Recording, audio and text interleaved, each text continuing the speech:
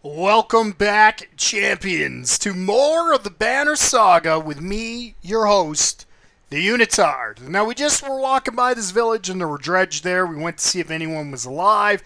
And even though it looks like there are people there, there was only one guy alive. It was some old man who was still in the market trying to sell stuff to ghosts, I guess. Anyway, we've put him in our caravan and I think we're ready to leave this ghost town. It's time to get back on the road. We're going to find Juno. So yeah, Hawkstorp was a no-go. We didn't get any supplies, so we're still at zero. Every day we're losing clansmen, fighters, and Varl. Okay, someone's been nicking extra goods from the supplies, a concerned woman tells you. Counted these myself yesterday. No mistake. This keeps up, we'll all be starving before long. Well, I'm sorry to break it to you, woman, but we already are starving. Nobody has any food because we don't actually have supplies, but I guess it's not taking that into account, so we'll have to go through it. Maybe we have, like, some stuff stored away.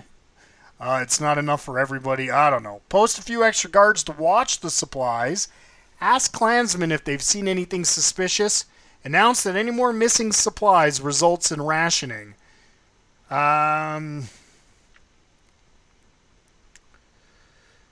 post some extra guards to watch it. To deter any further theft, you discreetly place some trusted guards by the caravans.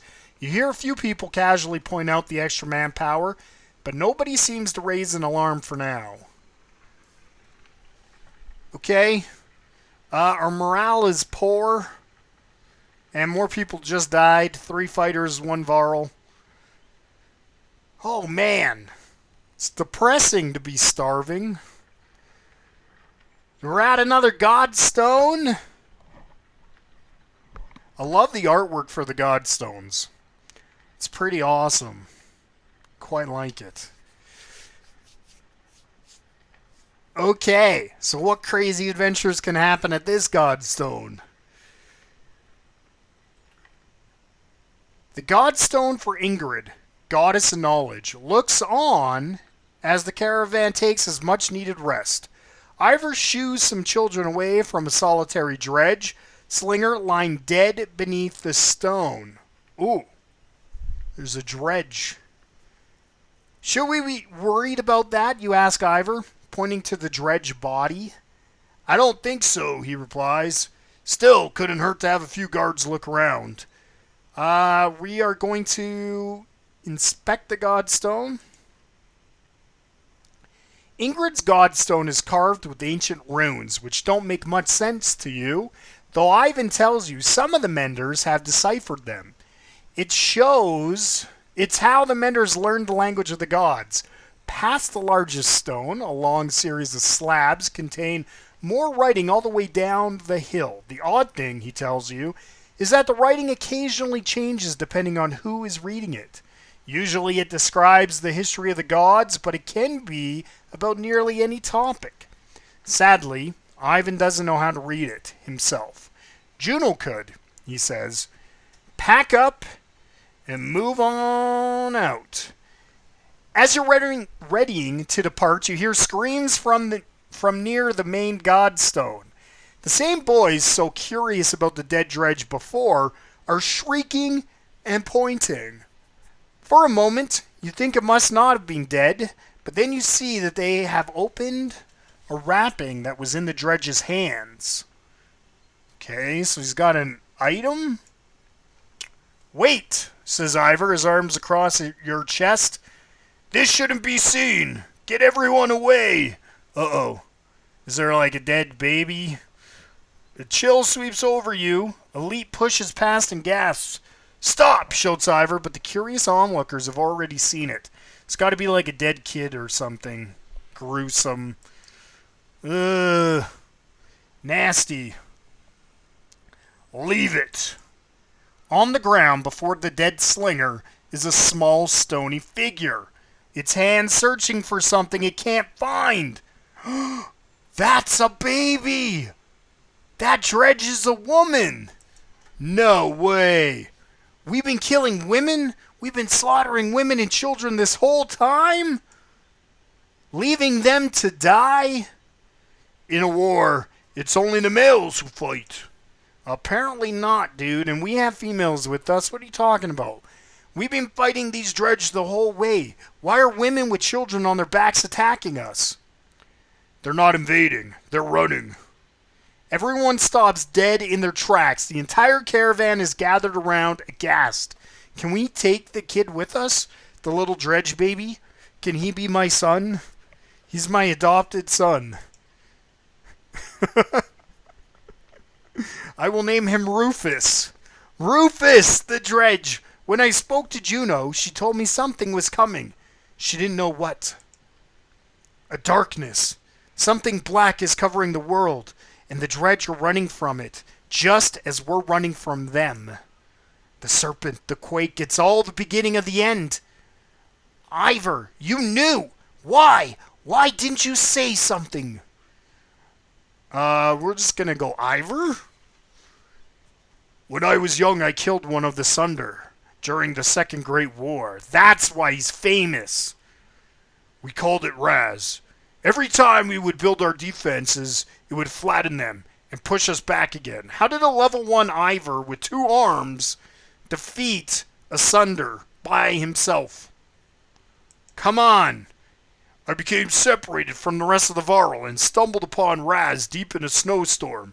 Alone, she was nursing. What? Dude, this is messed. I threw my axe and twisted in the wind. Her son died in her arms. She was so pathetic, kneeling in the snow. Dude, Ivor is badass. She didn't even try to stop me when I took her head. Because she was grieving, dude. That's just wrong. That's how I killed a Sunder. And that's why he's embarrassed by it. When I found my way to Grofheim, the Varl wanted to make me Kender, next to be king. I left, walked until I ended up in Skogr. So he's like a legend amongst his own people, but he hates himself because of what he did. Oh, it's crazy. Okay, where no one knew what I had done. The only sound is the wind blowing through the trees. Nice. Okay. For a long time, nobody says a thing until a child breaks the silence. Yeah, the child wants to hang out with the dredge baby. She's like, can I play? What do we do with the baby? She asks. A lump forms in your throat, looking at the small obsidian creature squirming before you. We're going to name him Rufus and make him my stepson. Put it to a vote. Insist on taking him with the caravan. We're taking it, totally. You argue strongly for showing mercy and humanity. Some of the women in the caravan hesitantly agree to take in Rufus, while others are furious about bringing it along. Come on, Rufus! We can do it! Not long afterward, one of the women comes to you. Its swaddling was being held by this, she says, giving you a hairpin that looks distinctly undredge-like. An inscription on the silver almost slips your notice. Persevere. Dude, Rufus is good luck. From the goddess herself, if you ask me, the woman tells you. Dude, I'm so pumped to have Rufus. Rufus! Okay, we're out of here. On our way from the Godstone.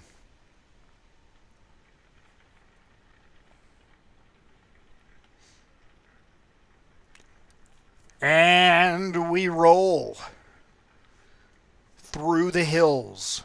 Things aren't as snowy as they were before. You're making the usual rounds when you hear rather loud debates coming from the area that Varl have gathered. Ivor joins you as you approach. Ubine, you'd rather be known for falling asleep and dying in the corner of a mead house than battling a Sunder. No, I'd rather be known for not dying. Don't even know what you're worried about. I did this 100 times in the Great Wars. Take some warriors, plow headfirst into the dredge. They follow you into the hills, get lost. Now they're not following you. When you did this 100 times, did they have Bellower leading them? Have you never heard about the time I hit Bellower in the head with a throwing ox? What is this about? Don't stop on my account, or you're planning to confront the dredge? Don't stop.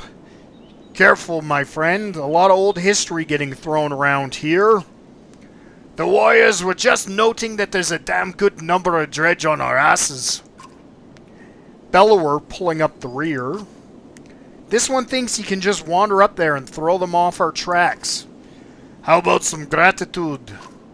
Thought you'd be happy to finally be oldest varl in the land, Ubine. I'm never happy to lose more varl, Krumer. Besides, I'm not convinced you're really older than me. I'll leave it to you. Old rivalry you've got here. Nobody's going anywhere. Think we'll just leave it to them. Leave my ass. You must be used to Ivor following your lead. In the old days, I'd already be halfway to the battlefield by now. Speaking of which, you coming, Ingvar? You could ask Bellower for your arm back. Don't think so. Not exactly in the mood right now. Alright then. I'll tell Harderborg you said hello. Krumer and a good many Varl warriors head out toward the growing army of Dredge. Dude, we just lost like 38 Varl. Is he going to come back? He always has before. But this time feels different. I fear. Get out of here! Oh, dude. Why do guys keep dying on me? He's totally gonna die.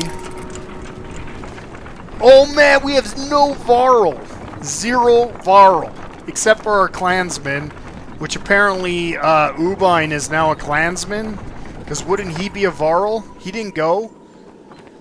A woman's stifled screams failed to overly concern anyone. It was only a matter of time before the expectant mother gave birth. The caravan is simply excited by this first sign of new life since the trip began.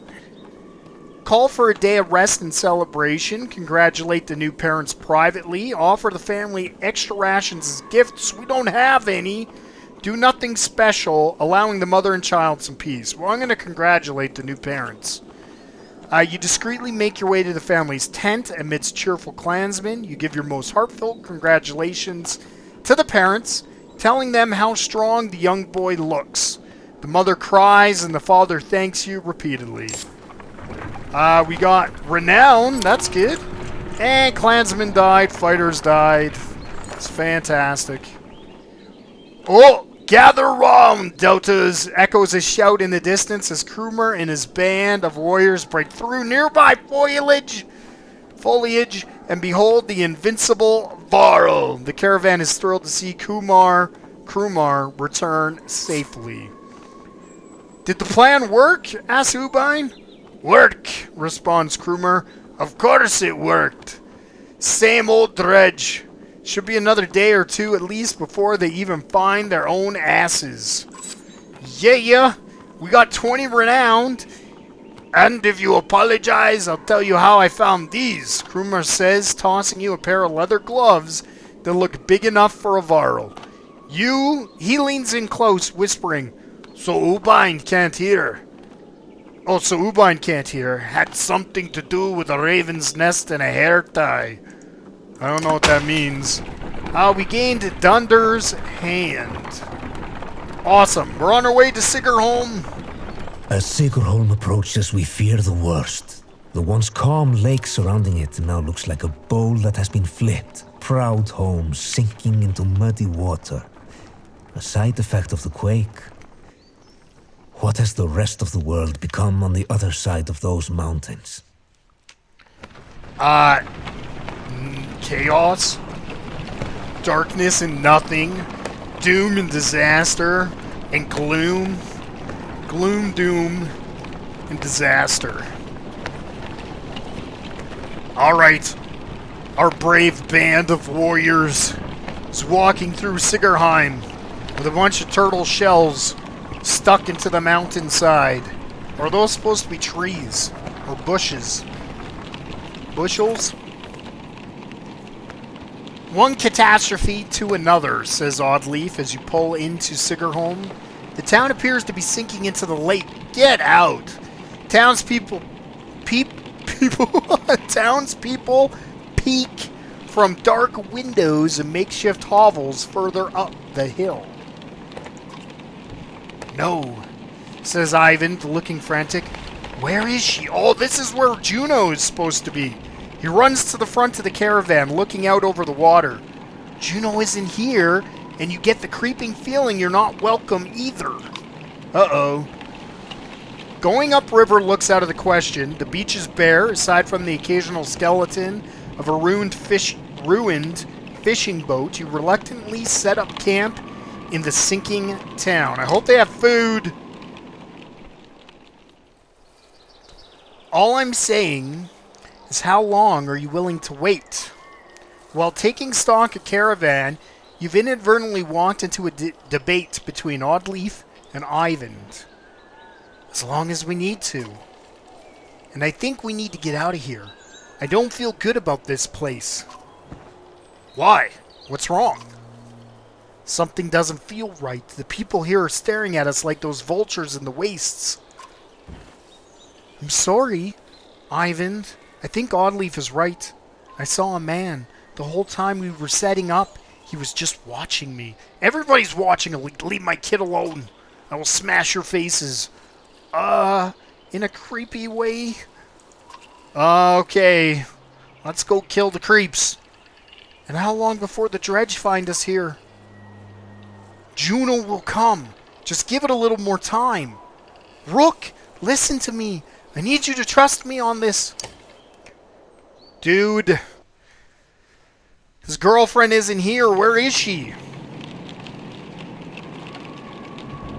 Okay, well, let's go to the market. I want food. He has 84 supplies. Can we buy it all? Yeah! And we still have 15 renown, so we can level someone up. Dude, awesome. 20% dodge strength attacks plus 2 strength. Oh, that's pretty awesome. That'd be wicked for Gunwolf. That'd be really good for Gunwolf. Anyway, plus 3 armor on rest, plus 2 drawing aggro, plus 1 strength. Okay, I don't even know if I still have Gunwolf. Do I still even have him? I'm checking out my warriors right now. Apparently I do. Why am I down one guy? Did somebody die? Yeah, I don't know what happened there. Okay, anyway. That's not the point. We have 15 renown. Can we level up a lead, or is that 20? 20 to get to 5, so we can get someone to 4, which is Rook. Rook. Welcome to level 4, Rook. Okay, strength is maxed. Alright. Should we go 1 willpower, 1 defense? He doesn't do a lot of shield damage, or armor damage. He does though, sometimes, doesn't he? His ability actually does it too. I don't know if it affects his armor damage though. I think I'm going to go willpower and armor damage, just in case. Okay, he can also go to level 5 right away. But we're not ready for that. Can Ivan level up past 5, or is 5 the limit? It seems to me that maybe 5 or 6 would be the max, because if you look at their skills, there's not a lot of points left past that. I don't know. Not quite sure. Okay, let's go talk to Ivan about his girlfriend, Juno. You're really worried about her, aren't you? What? Oh, Juno. Worry doesn't begin to describe it. If she doesn't find us here or something has happened to her... Are you sure what you saw was real? It could have been a dream, or I don't know. You were pretty exhausted. I don't know. To be honest, I'm not sure anymore. Everything is a blur. Don't tell the others I said that. I have to hope it wasn't just a dream. Okay. What's it like to be a mender? So this is where we get to find out more about Ivan. Being a mender. I guess I never really thought about it like that. It's just a part of me. They knew very young that I would join the order. Born into it, you could say. My mother and father, both menders. The guild is for lots of people now. Builders and healers. Do they all pull lightning out of the sky? No, that's not normal. No kidding, that's not normal. It's one of the reasons I know Juno. She's one of the council. She helps me control things like that, so we don't end up scaring people. How exactly does weaving work anyway? Well, the hardest part is usually seeing the threads. Everything is part of the tapestry. It's made of threads woven together. If you can see the threads, you can manipulate them. I don't know how to explain it, really. It's like trying to play a harp with invisible strings. Look at my staff, for example. Some menders carve intricate patterns in the wood to help them remember the shapes of... like I said, hard to explain. Why is Bellower still following us? I saw Grofheim as it burned. Ivan gets a faraway look in his eyes. The thunder blew through it like a tempest. The Varl fell in the thousands. Most of the Sunder left the city and headed south. Who knows where they are now?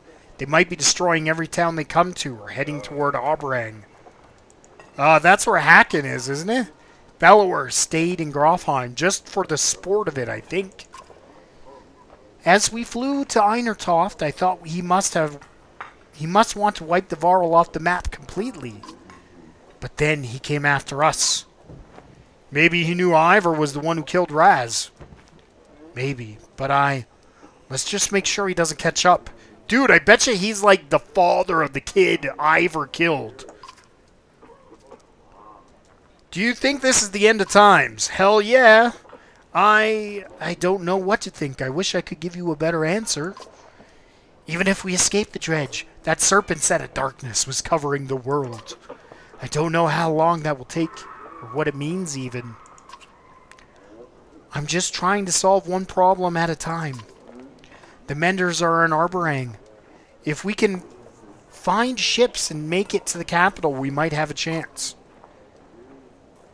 I won't take any more time. No, it's okay, Rook. I appreciate the talk. It's good to stay grounded. Spend all day worrying about serpents or Sunder. I think a lot of people are intimidated or scared, maybe. Of me. Yeah, because you pull lightning out your ass. But anyway, don't worry. It's nothing new. I'm used to it. Because you're a freak. Maybe sometime we could talk about things that don't include the world ending. There's nothing else I want to talk to you about, Ivan, you weirdo. Moving along. Okay, so we spent all our money, our heroes map, rest, market, and leave. Well, it's time to leave this godforsaken place. Rook! Wait, please! Ivan begs. She said she'd be here. We need her. You can tell he's terrified of leaving, as though he'd be giving up on Juno. Well, I don't really want to hang out here, because I'm afraid that we're going to get attacked. So I hope Ivan doesn't leave, but I think we're going to leave, and I'll say I'm sure she'll catch up with us. Ivan looks out across the lake with a 1,000-mile stare. He says nothing. He's choked. We've got problems, says Ivor. The whole place is flooded. We could try to walk the muddy parts, but it'll be slow going. We could try to float the caravan over the lake, but we might tip or get stuck, or we could just go around the whole thing, but no idea how long that'll take. What do you think? Attempt to forge the river, chalk the wagons and float across, detour around the flooding, or pay some locals to help. Let's pay some locals. The locals become a lot more helpful when you swallow your pride and start offering food for help crossing the river. See, we're not going to take all your food, we're going to help you. They give you small fishing boats to borrow and show you the area with the best chance of making it across. You hope your luck holds out as you launch from the shore, despite, or you suspect because of your vigilance. Oh, this is good. The locals from Sigerholm don't try anything underhanded as they take you in their small boats to the other side of the lake over several trips. You leave them with a generous amount of food and they row back to their town. You hope it's worth it to buy some space from Bellower, who will have to drag his armies through the mud on foot. Good deal. We still got 10 days of supplies. I'm optimistic. I think we're starting to get better. Things are going a little better for us. This is good. Right on. Though, I wonder if we waited around if we could have got Juno. I hope we still get her. Because any chick that can stand in the dragon breath and live, I want on my team. The sounds of skirmish alert you to a Varl surrounded by a half-dozen armed fighters. Okay, one man spots you and shouts, "Leave us to our business. This Varl killed my father without reason." The Varl is about to respond when a man attacks. The giant swats the blade aside and silently watches for the next assault. Oh. What the hell? Okay. Let us hear what the Varl has to say. The Varl shrugs as if unconcerned, saying, "This one's father and I had a business deal. He lied. Now he's dead." "Lies," shouts the man. "You murdered him over a lie, you coward." The men wildly attack the Varl, who deflects them well enough, but you're uncertain of how long he can keep it up. It's not really my problem. You know, if he killed the dude's dad, then he sort of deserves it. If we defend the Varl, yeah, I don't want to defend him. Let them settle their dispute. You quickly decide this minor scuffle between man and Varl is not worth the caravan's precious time, and none of your business. Besides, your warriors return with you, some more reluctantly than others. I gain renown for that? Okay. Interesting. We're walking through the trees. As you're about to head off to sleep for the night, Onif pulls you aside. "I have a couple concerns I wanted to speak to you about," he says. "In private, you find a quiet place to talk." "What's on your mind?" "How well do you know the people traveling with us?" "I don't." "How many strangers are in the caravan now?" The group decides, not just me. "We have picked up quite a few. Is this about Ekel? Who are you worried about?" "I've been watching folks since I joined you. Your companions from Skroger, they're loyal. I mean, it seems pretty clear that they'd die to protect you. Suppose I do the same." "What about the Varl? You don't even know half those warriors."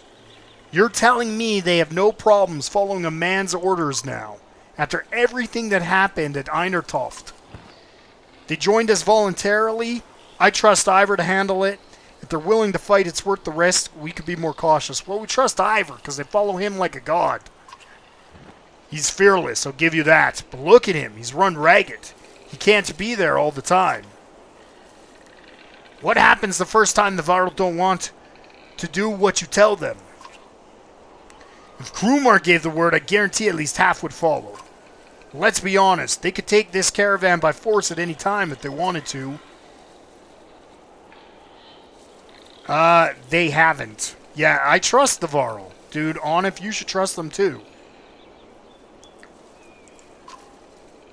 Doesn't mean they won't. They're not the biggest problem, though. There's a mender with us. A mender who pulls lightning out of the sky and tells us what to do and where to go. Myself, I think we lucked out when this mentor didn't show up in Sigarholm. Ivan's just the apprentice? What in the depths is this master capable of? Think about it, Rook. What do you really know about Ivan? I heard they were found practically dead in the middle of nowhere when the dredge started showing up. Then an enormous serpent shows up at Einertoft after tearing the world in half, takes one look at Ivan and bolts. Suddenly, they need our help instead of the Mender Council? How does that make any damn sense? You might be distorting what happened. Ivan could have taken control long before now. You make some valid points. No, he's distorting what happened. Or Ivan might be. I'm grateful for what you've done to get us this far, Rook. But it's always been about trust. I think it's time to part ways, so to speak. Nothing personal. Get the hell out of here. Suddenly, you gasp for air. When you look down, Einif is holding a knife buried deep in your ribs? What? Einif just stabbed me? Your vision blurs and blood fills your sight. You gasp again. There's a bird whistle, and the camp becomes a blur of motion. Honest fighters from Fossfeller leap into action, cutting people down. Oh my god! As Oddleaf turns to fire on the men, Onif runs her through and pulls the blade from her back without even breaking his stride. She drops like a sack of flour. Onif heads straight for Elite, who freezes in unbridled terror.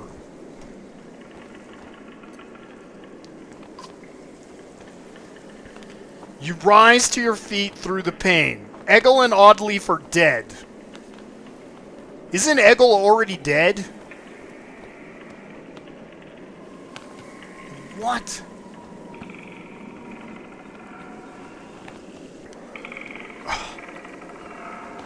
Somehow you find the strength to cleave the nearest traitor in two, but you can't find the breath to shout. You think your lung might be punctured. This is freaking brutal. I'm like, I don't even want to continue playing. Like, you killed, I think, Oddleaf. Oh no, Oddleaf is dead. She's totally dead. You killed Oddleaf. Elite might be dead. I might be dead. What the hell? If you wanted to leave, why wouldn't you just leave? No one was forcing you to stay. Oh my god. Oh, the hell? Onif clutches Elite's wrist amidst the commotion. I don't even want to keep reading. Tosses her bow aside and pulls her into the deep woods. You kidnapped Elite? Her eyes meet yours across the campsite. No! Her lips say, though you can't hear the words, a dozen men appear between you as Ivor steps into view, as fearsome as you've ever seen him. Oh my god. Oh my goodness. Oh my goodness. Oh my goodness. Like, just when you think the story can't be any more brutal, I'm shaking. Like, seriously, I'm shaking. You just killed Oddleaf, who's like one of my favorite characters in the whole story. Oh, man. Dude, and Elite is gone, who's my other favorite. She's my most favorite. Elite is my most favorite character. Dude, Ekkel, you're in, buddy. This is your piece of crap brother-in-law. Let's go kill him. Ekkel's in. See, the crazy one. I knew the crazy one could be trusted. I knew it. Though he needs to leave Elite alone, but he'll fight hard for her, I'm telling you. Oh man. I don't know if we leave Nid in or if we put in Hogan instead, but I think...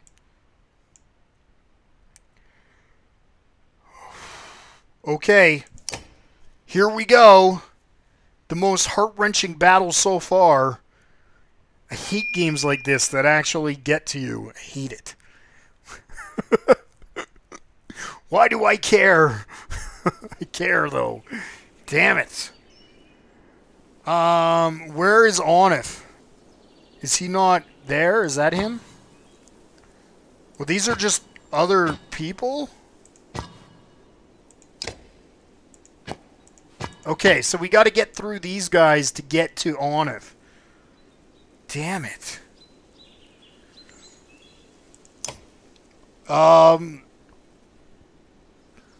Let's focus down the bottom half, which is 4 guys. So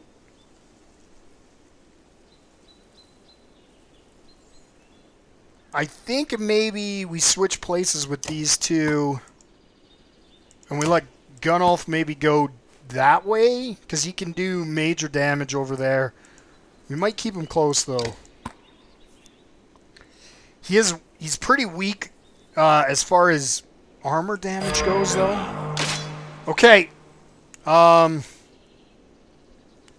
Just gonna get right into it. Let's do it.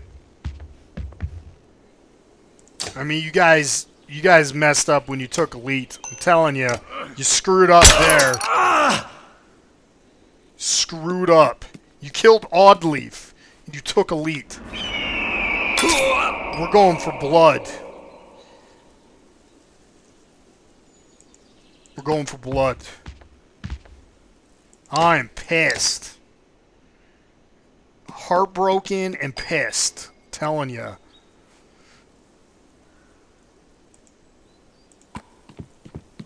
Okay, we have to exert here.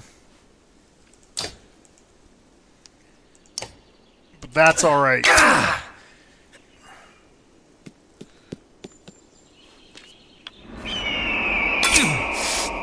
Oh, man. Okay, this is actually good. I can hit these two in a line here. And if I hit you first, then we'll do 5 damage to you. Perfect.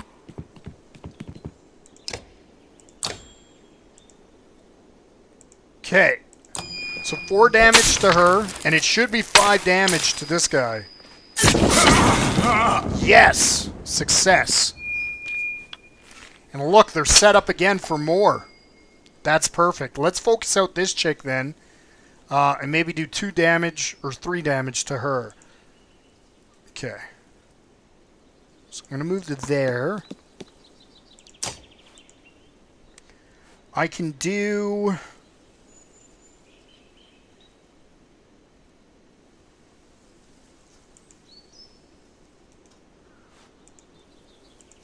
two damage.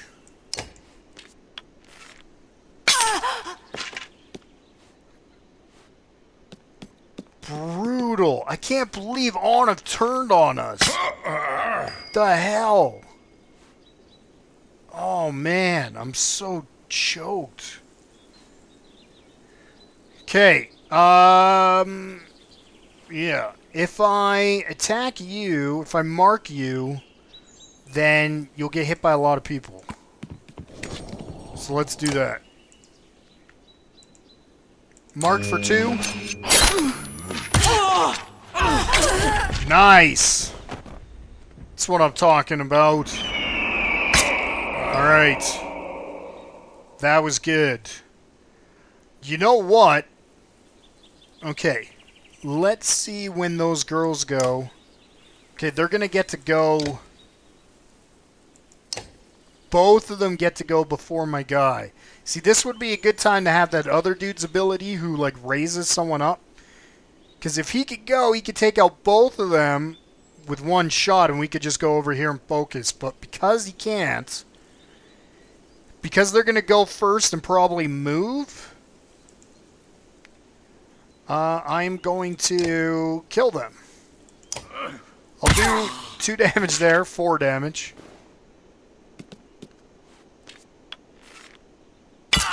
Yeah, I don't know if this was the greatest plan.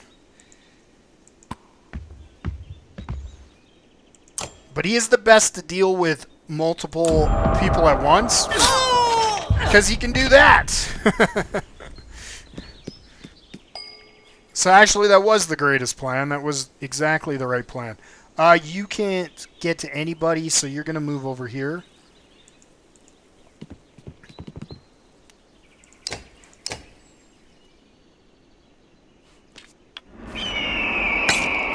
Okay. And... No, no, no, no, no. Attack. Okay. Attack for 3. Attack for 4. Why did that not give him attack for 4?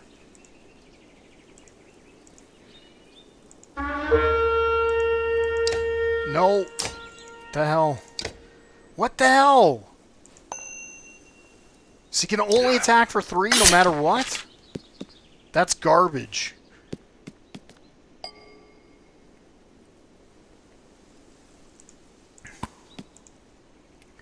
Okay, well, that's fine. For Oddleaf! It's my girl. One of my girls, anyway. The Nid. Who's next? We gotta get up here now. Intern. Oh, she moved out of the way.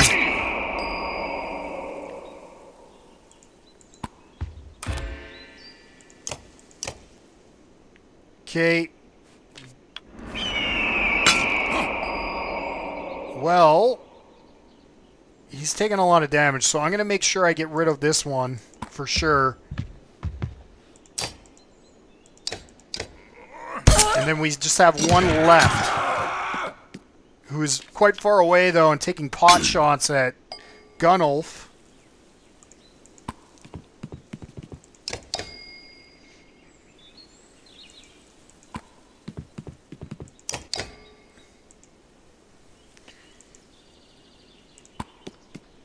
Okay, I'm going to exert... I'm just going to try to... I got to get to this chick.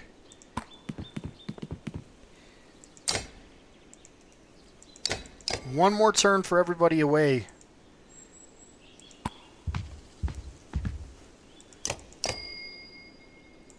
Okay, well... Gunnulf can get in there.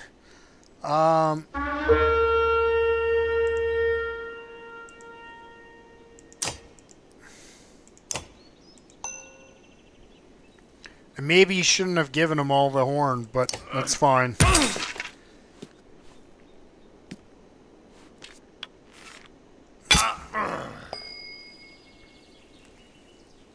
Okay, I don't want to block anybody else from getting over there.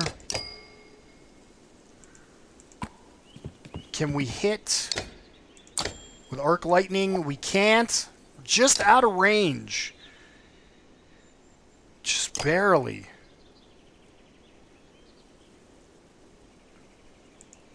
I think she'll still be out of range going there.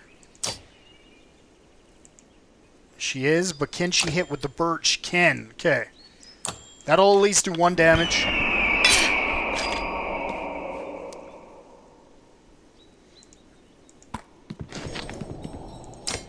And, alright.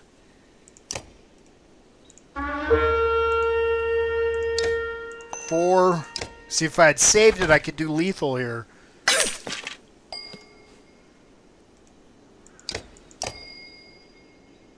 And Gunnulf. With the kill. Jeez. Well, this was the most brutal episode ever. I'm seriously upset. Join me next time, champions, when we go into the woods and kill Onuf. We're going to chop his head off and get Elite back. The bastard. Alright, everybody, I'll see you next time in the Banner Saga.